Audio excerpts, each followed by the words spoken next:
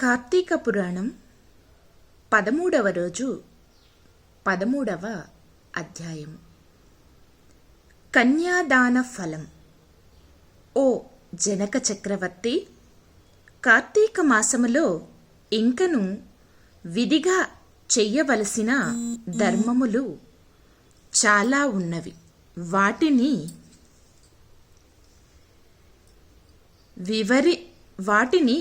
వివరించెదను. సావధానుడవై ఆలకింపుము. కార్తీక మాసములో నదీ స్నానం ముఖ్యము. దానికంటే ఒక పేద బ్రాహ్మణుని కుమారునకు ఉపనయనము చేయుట ముఖ్యము. ఒకవేళ ఉపనయనమునకు అగు ఖర్చు అంతయు భరింప సఖ్యము కానప్పుడు మంత్రాక్షతలు, దక్షిణ తాంబూలాది సంభావనలతో తృప్తిపరచినను ఫలము కలుగును. ఈ విధముగా ఒక పేద బ్రాహ్మణ బాలునికి ఉపనయనము చేసిన ఎడల ఎంతటి మహాపాపములు చేసియున్నను, ఎంతటి దుష్కృతములు చేసియున్నను, ఎంతటి వ్యభిచారము చేసియున్నను ఆ పాపములన్నీయు పోవును. ఎన్ని నూతులు తటకములు త్రవ్వించినను పై చెప్పినట్టుగా ఒక బ్రాహ్మణ బాలునికి ఉపనయనము చేసినందువలన వచ్చు ఫలమునకు సరితూగవు. అంతకన్నా ముఖ్యమైనది కన్యాదానము. కార్తీక మాసమందు భక్తి శ్రద్ధలతో కన్యాదానము చేసిన ఎడల తాను తరించుటయే కాక తన పితృదేవతలను కూడా తరింపచేసిన వాడగును. ఇందులకొక ఇతిహాసం కలదు, చెప్పెదను, శ్రద్ధగా ఆలకింపుము. సువీర చరిత్రము. ద్వాపర యుగములో వంగదేశములో గొప్ప పరాక్రమవంతుడు శూరుడు అయిన సువీరుడను ఒక రాజుండెను. అతనికి రూపవతి అను భార్య కలదు. ఒకసారి సువీరుడు శత్రురాజులచే ఓడింపబడినవాడై భార్యతో అరణ్యమునకు పారిపోయి ధనహీనుడై నర్మదా నదీ తీరమందొక పర్ణశాలను నిర్మించుకొని కందమూల ఫలాదులను భక్షించుచు కాలము గడుపుచుండెను. కొన్ని రోజులకతని భార్య ఒక బాలికను కనెను. ఆ బిడ్డను అతి గారాభముతో పెంచుచుండిరి. క్షత్రియ వంశమందు జన్మించిన ఆ బాలికను ఆహారాది సదుపాయములు సరిగ్గా లేకపోయినప్పటికీ శుక్లపక్ష చంద్రుని వలె దినదినాభివృద్ధి నొందుచు అతి గారాభముతో పెరుగుచుండెను. ఆమె చూచువారులకు కనుల పండుగగా ముద్దులొలుకు మాటలతో చాలా ముచ్చటగా నుండెను. దినములు గడిచిన కొలది బాలికకు నిండు యవ్వన దశ వచ్చెను. ఒక దినము వనప్రస్థుని కుమారుడా బాలికను గాంచి ఆమె అందచందములకు పరవశుడై ఆ బాలికను తనకిచ్చి పెండ్లి చెయ్యమని ఆ రాజును కోరెను. అందులక ఆ రాజు, ఓ మునిపుత్ర, ప్రస్తుతము నేను కడు బీద స్థితిలోనున్నాను. అష్టదరిద్రములు అనుభవించుచున్నాను.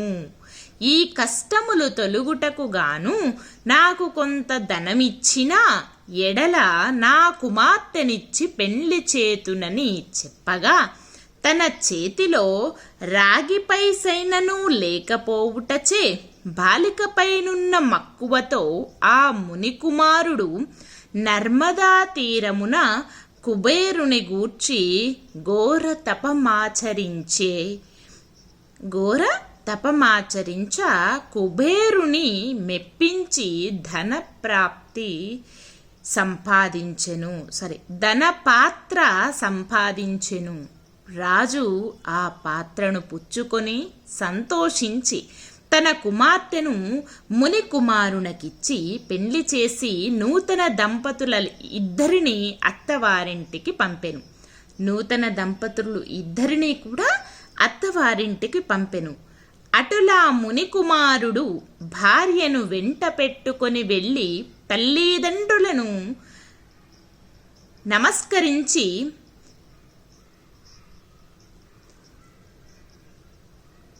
అంతవరకు జరిగిన వృత్తాంతము చెప్పి భార్యతో సుఖమనుభవించుచుండెను. సువీరుడు మునికుమారుడు ఇచ్చిన ధన పాత్రను తీసుకుని స్వేచ్ఛగా ఖర్చు పెడుతూ భార్యతో సుఖముగా ఉండెను. అటుల కొంతకాలము జరిగిన తరువాత ఆ రాజు భార్యామణి మరొక బాలికను కనెను. ఆ బిడ్డకు కూడా యుక్త వయస్సు రాగానే మరలా ఎవరికైనా ధనమునకు అమ్మవచ్చునన్న ఆశతో ఎదురు చూచుచుండెను. ఒకానొక సాధు పుంగవుడు తపతీ నదీ తీరము నుండి నర్మదా నదీ తీరమునకు స్నానార్థమై వచ్చుచు దారిలోనున్న సువీరుని కలుసుకొని, ఓయి నీవెవ్వడువు? నీ ముఖ వచ్చస్సు చూడ రాజవంశమునందు జన్మించిన వాని వలెనున్నావు. నీవి అరణ్యమందు భార్యాబిడ్డలతో నివసించుటకు కారణమేమి అని ప్రశ్నించగా, సువీరుడు, మహానుభావా, నేను వంగదేశపు నేలుచుండేడి సువీరుడను, రాజును. నా రాజ్యమును శత్రువులాక్రమించుటచే భార్య సమేతముగా నీ అడవిలో నివసించుచున్నాను.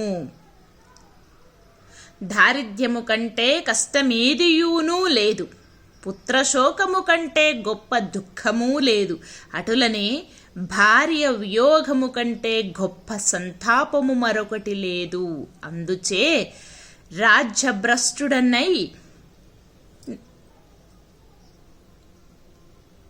రాజ్యభ్రష్టుడనైనందున ఈ కారటడవిలోనే సకుటుంబముగా బ్రతుకుచున్నాను. నాకు 2 కుమార్తెలు.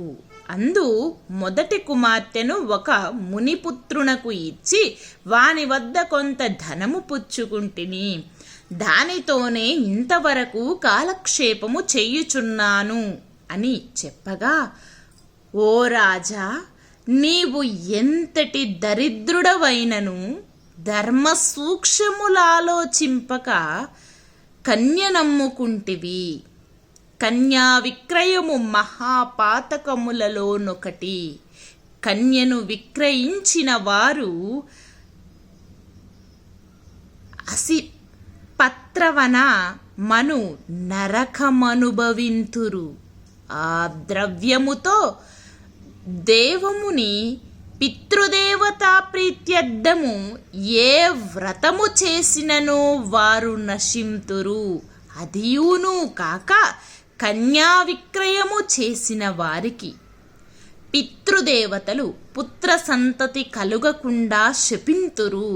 అటులనే కన్యను ధనమిచ్చుకొని పెండ్లాడిన వారు చేయు గృహస్థ ధర్మములు వ్యర్థమగుటయే కాక అతడు మహానరకమనుభవించును. కన్యా విక్రయము చేసిన వారికి ఎట్టి ప్రాయశ్చిత్తము లేదని పెద్దలు వక్కణించియే ఉన్నారు. కావున రాబోయే కార్తీక మాసమున నీ 2వ కుమార్తెను నీ శక్తి కొలది బంగారు ఆభరణములతో అలంకరించి సదాచార సంపన్నునకు ధర్మబుద్ధి గలవానికి కన్యాదానము చేయుము. అటుల చేసిన ఎడల గంగా స్నానమునరించిన ఫలము, అశ్వమేధయాగము చేసిన ఫలమును పొందుటయే గాక మొదటి కన్యను అమ్మిన దాని పాప ఫలము కూడా తొలగిపోవును అని రాజునకు హితోపదేశము చెయ్యగా, అందుకా రాజు చిరునవ్వు నవ్వి, ఓ మునివర్యా,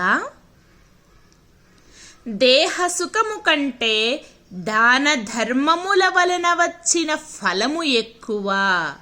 తాను బ్రతికుండా భార్య బిడ్డలతోనూ సిరి సంపదలతోనూ సుఖముగా ఉండక చనిపోయిన తరువాత వచ్చేడి ఏదో మోక్షము కొరకు ప్రస్తుతమున్న అవకాశమును చేతులారా జాడ విడువమంటారా? ధనము బంగారము కలవారై ప్రస్తుతము లోకములో రాణింపగలరు, కానీ ముక్కు మూసుకొని నోరు మూసుకొని బక్క చిక్కి శల్యమై ఉన్న వారిని లోకము గుర్తిస్తుందా, గౌరవిస్తుందా? ఐహిక సుఖములే గొప్ప సుఖములు కానా నా రెండవ కుమార్తెను కూడా నీ వడిగినంత ధనం ఎవరిత్తురో, నేనడిగినంత ధనము ఎవరిత్తురో వారికే ఇచ్చి పెళ్లి చేయుదును, కానీ కన్యాదానము మాత్రము చేయను అని నిక్కచ్చగా నుడివెను. ఆ మాటలకు సన్యాసి ఆశ్చర్యపడి తన దారిన తాను వెడలిపోయెను. మరికొన్ని దినములకు సువీరుడు మరణించెను. వెంటనే యమభటులు వచ్చి వానిని తీసుకొని పోయి యమలోకములో అసిపత్రవనమను నరక భాగమున పడవేసి అనేక విధములుగా బాధించిరి. సువీరుని పూర్వీకుడైన శుత్రకీర్తి యను రాజు ధర్మయుక్తంగా ప్రజలను పాలించి ధర్మాత్ముడై మృత్యు చెందిన పిమ్మట స్వర్గమందు సర్వ సౌఖ్యములు అనుభవించుచుండెను. సువీరుడు చేసిన కన్యా విక్రయము వలన ఆ శృతకీర్తిని కూడా యమకింకరులు పాశములతో బంధించి స్వర్గము నుండి నరకమునకు తీసుకొని వచ్చిరి. అంతటా శృతకీర్తి, నేనెరుగున్నంత వరకును ఇతరులకు ఉపకారమును చేసి దాన ధర్మదులు యజ్ఞయాగాదులనరించియున్నాను, నాకీ దుర్గతి ఏల కలిగే అని మనమునందుకొని నిండు కొలువుదీరియున్న యమధర్మరాజ కడకేగి నమస్కరించి, ప్రభూ, నీవు సర్వజ్ఞుడవు, ధర్మమూర్తివి, బుద్ధిశాలివి, ప్రాణికోటినంతటను సమంగా చూచుచుందువు. నేనెన్నడూ ఏ పాపమూ చేసి ఉండలేదు. నన్ను స్వర్గలోకము నుండి నరకమునకు దోడ్కొని వచ్చుటకు కారణమేమి? సెలవిండు అని ప్రాధేయపడెను.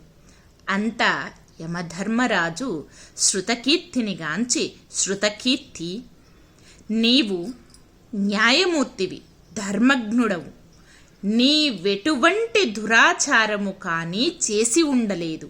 అయిననేమి, నీ వంశీయుడగు సువీరుడు తన జ్యేష్ఠపుత్రికను ధనమునకాశించి అమ్ముకొనెను. కన్యనమ్ముకొనే వారి పూర్వీకులు ఇటు 3 తరాల వారు, అటు 3 తరాల వారు, వారెంతటి పుణ్య పురుషులైనను నరకమనుభవించుటయేగాక నీచ జన్మలెత్తవలసియుండును. నువ్వు పుణ్యాత్ముడవనియు ధర్మాత్ముడవనియు నేనెరుగుదును, కానా నీకొక ఉపాయము చెప్పెదను. నీ వంశీయుడగు సువీరునకు మరి ఒక కుమార్తె గలదు. ఆమె నర్మదా నదీ తీరాన తన తల్లి వద్ద పెరుగుచున్నది. నా ఆశీర్వాదము వలన నీవు మానవ శరీరము దాల్చి అచ్చుటకు పోయి ఆ కన్యను వేద పండితుడకు శీలవంతునకు ఒక విప్రునకు కార్తీక మాసమున సాలంకృతముగా కన్యాదానము చేయించుము. అటుల చేసిన ఎడల నీవు, నీ పూర్వీకులు, సువీరుడు, మీ పితృ గణములు కూడా స్వర్గలోకమునకేగుదురు. కార్తీక మాసములో సాలంకృత కన్యాదానము చేసినవాడు మహాపుణ్యాత్ముడగును. పుత్రికా సంతానము లేనివారు తమ ద్రవ్యముతో కన్యాదానము చేసినను లేక విధి విధానముగా ఆ భోతునకు వివాహమునర్చినను కన్యాదాన ఫలమబ్బును. కనుక నీవు వెంటనే భూలోకమునకు ఏగి నేను తెలిసినట్లు చేసితివేని నేను తెలిపినట్లు చేయుము. ఆ ధర్మకార్యము వలన నీ పితృగణము తరింతురు. పోయిరమ్ము అని పలికెను. శృతకీర్తి యమునకు నమస్కరించి సెలవు తీసుకొని నర్మదా తీరమున ఒక పర్ణ కుటీరములో నివసించుచున్న సువీరుని భార్యను కుమార్తెను చూసి సంతోషపడి ఆమెతో యావత్ విషయములు వివరించి కార్తీక మాసమున సువీరుని యొక్క రెండవ కుమార్తె సాలంకృత కన్యాదాన పూర్వకముగా చతుర్వేదములు చదివిన ఒక బ్రాహ్మణ యువకునకిచ్చి అతి వైభవముగా వివాహము చేసెను. అటుల కన్యాదానము చేయుట వలన సువీరుడు కూడా పాప విముక్తుడై స్వర్గలోకములోనున్న పితృదేవతలను కలుసుకొనెను. శృతకీర్తి హితవుపై సువీరుని భార్య కన్యాదానము చేయుట. కన్యాదానము వలన మహాపాపములు కూడా నాశనమగును. వివాహ విషయములో వారికి మాట సహాయము చేసిన పుణ్యము కలుగును. కార్తీక మాసమున కన్యాదానము చెయ్యవలయునని భిక్షపుని ఆచరించిన వాడు విష్ణు సాన్నిధ్యము పొందును. శక్తి కలిగియుండి ఉదాసీనత చూపువాడు శాశ్వత నరకమునకేగును.